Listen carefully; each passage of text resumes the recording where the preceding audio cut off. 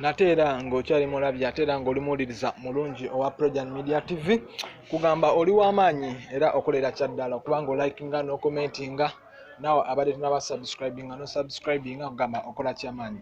Essaawa zino wenjogerera amawulire agamaze okugwa ku mmeeza zaffe teri ddala okuggyako lya musajja mukulu amanyiddwa nga Dax Katero Omulyeruba.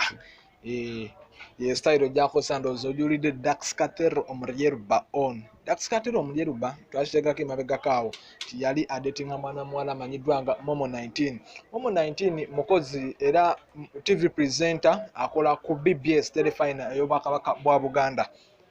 Essaawa zino wetwogerera Dax Katero amaze okubanga akyala ewaabe waba Momo 19. Yagenzeeyo ewaabe w'omukyala era bamulabye bulungi nnyo era bamurecognize bulungi nnyo ne bagamba nagenda otwala muwala waffe yono.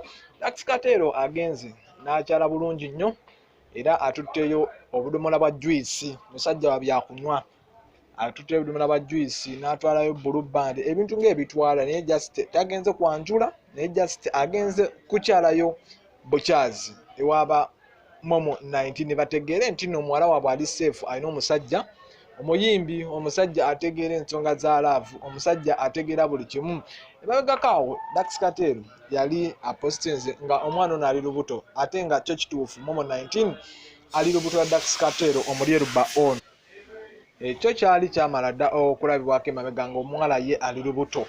Momo 19 ali lubuto ate era olugenda lukulako ye Dax Katero yalabye nga obutaswala kagenda owaaye akyaleko ewabe w'omukazi bategeere nti nno omusajja bwe yakwata mwana waffe omuwala waffe we yakwatawo waali watuufu nnyo nnyo nga bw'okiwulira.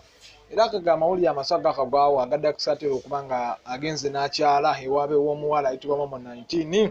Kati ffe katulinde bulinzi mbaga na mikolo giddako, webale kubanga okyekuumidde wano ku Projan.